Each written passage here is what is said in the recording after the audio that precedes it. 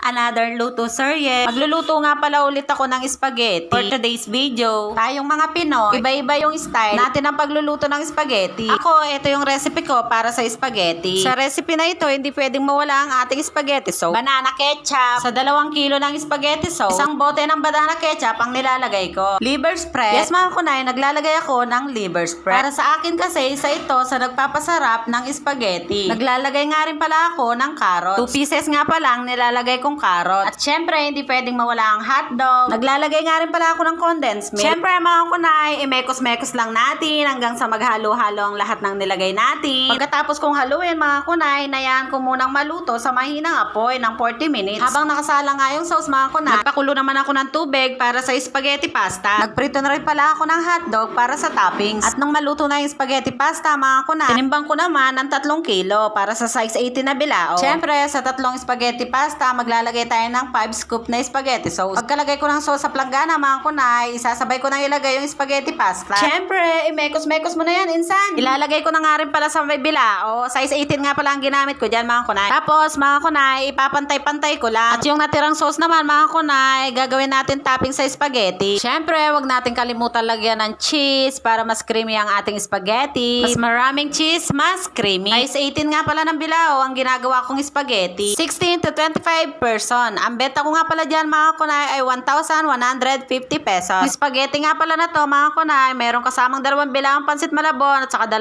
bilaong maha blanca.